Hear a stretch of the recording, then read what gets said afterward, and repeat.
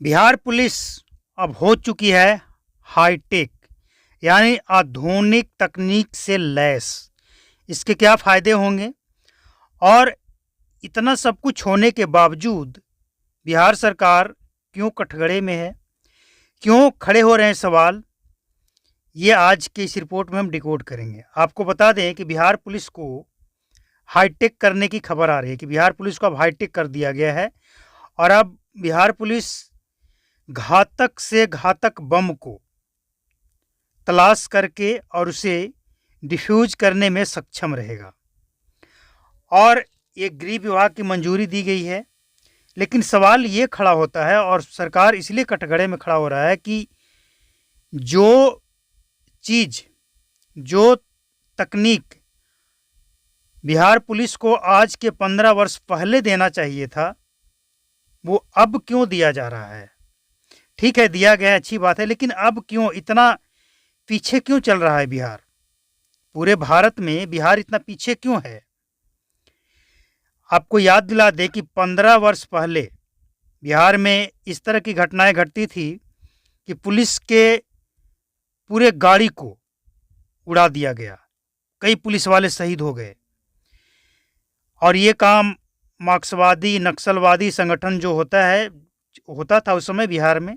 अब इसकी खबर, इस तरह की घटनाएं ना के बराबर है। लेकिन आज भी इस तरह की घटनाएं झारखंड, छत्तीसगढ़ और उड़ीसा में कहीं कहीं देखने को मिलता है, लेकिन बिहार में शायद अब ये ना के बराबर है। तो ये अच्छी बात है कि बिहार पुलिस को हाईटेक किया गया है, लेकिन सवाल ये खड़ा हो रहा है कि आखिर इतना पीछे क्यों है बिहार? जो काम 15 वर्ष पहले हो जाना चाहिए था, वो 15 वर्ष बाद क्यों हो रहा है? आज बिहार पुलिस को साइबर ठगों से निपटने के तकनीक होना चाहिए बिहार पुलिस के पास। आज बिहार पुलिस के पास बिहार में जो शराबबंदी है उससे निपटने के लिए आधुनिक टेक्निक, आधुनिक टेक्नोलॉजी और आधुनिक ट्रेनिंग की ज़रूरत है। 8 वर्ष के बाद भी बिहार की जो स्थिति है शराबबंदी की, इसकी हम बात कर रहे हैं। तो ये तो अच्छी बात है कि बिहार पुलिस को हाईटेक किया गया, लेकिन इतना विलंब क्यों?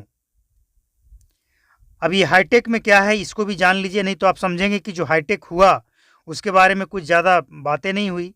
तो आपको बता दें कि अब रोबोट जो है वो बिहार पुलिस को दिया जाएगा और रोबोट के माध्यम से बम कहाँ है ये तो जांच करेगा ही, इसके साथ ही वो बम को डिफ्यूज भी करेगा रोबोट। यानी पुलिस वाले को अब बम के पास जाने की ज़रूरत नहीं है और कोई खतरा नहीं है।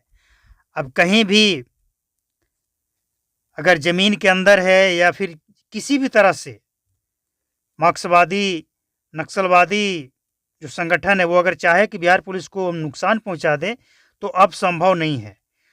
और बिहार के कुछ ऐसे इलाका हैं जहां पे थोड़ा बहुत 1-2% है, लेकिन इस तरह की घटनाएं अब होती नहीं है, देखने को मिलता नहीं है। और ना मिले तो अच्छा है, लेकिन अगर किया गया तो ये अच्छी बात है। तो सवाल सिर्फ इतनी सी है कि 15 वर्ष विलंब क्यों हुआ? ये काम और पहले होना चाहिए था, जिसमें बिहार में लोग शाम होते घर में दुबक जाते थे और उसमें पुलिस को भी ऐसी जगह पे जाने में खतरा महसूस होता था जो जंगल इलाका हो या जहाँ सड़क का व्यवस्था सही ना हो, कच्ची सड़क हो। वैसे स्थान पे पुलिस को जाने में परेशानी होती थी, क्योंकि वैसे स्थान पे ही नक्सलवाद पनपते थे। लेकिन अब नहीं। तो अब जो दिया गया है पुलिस को, इसको समझ लीजिए। बिहार पुलिस का जो रोबोट है उसे तलाश कर निष्क्रिय, बम को तलाश करके और निष्क्रिय भी करेगा। दरअसल बिहार पुलिस 4 करोड़ 5 लाख रुपए से बम डिटेक्शन एवं लिफ्टिंग रोबोट खरीदने जा रहा है। इसे बिहार पुलिस के आतंक निरोधी दस्ता ATS में शामिल किया जाएगा। गृह विभाग ने इसकी मंजूरी दी है और गृह विभाग खुद नीतीश कुमार संभालते हैं, यानी नीतीश कुमार इसकी मंजूरी दे दिए हैं। अब उप सचिव प्रकाश रंजन ने इस संबंध में महालेखागार को पत्र लिखा है।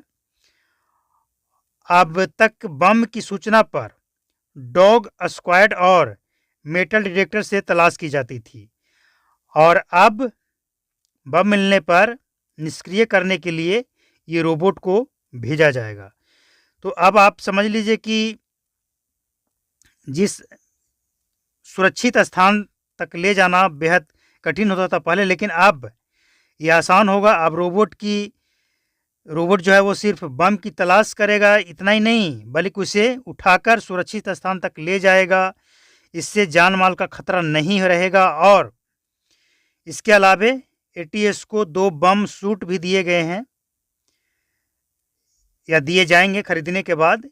एक बम सूट की कीमत 75 लाख रुपए है और एटीएस को सोशल मीडिया पर मॉनिटरिंग के लिए 3 करोड़ का आधुनिक डिवाइस भी उपलब्ध कराया जाएगा। ये जो हम आपको बता रहे थे ना कि सोशल मीडिया और इस आधुनिक तकनीक में जो सबसे ज़्यादा खतरा है वो है साइबर फ्रॉड, साइबर की ठगी के शिकार।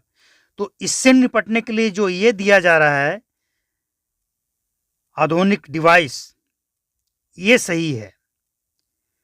और इसके साथ एटीएस को स्पॉटिंग, स्कोल, लेजर रेंज फाइंडर समेत 14 तरह के आधुनिक गैजेट से लैस करने में 13.82 करोड़ रुपए खर्च किए जाएंगे, यानी 14 करोड़ रुपए खर्च किए जाएंगे। इसके अलावा 10 मल्टीपर्पस चाकू और 10 कमांडो डैगर भी खरीदे जाएंगे।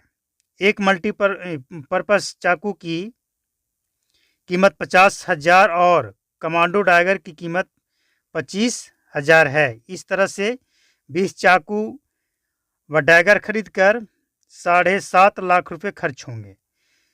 पुलिस आधुनिकीकरण आईजी को और इन उपकरणों को खरीदने की जिम्मेदारी दी गई है, पुलिस आधुनिकीकरण आईजी को।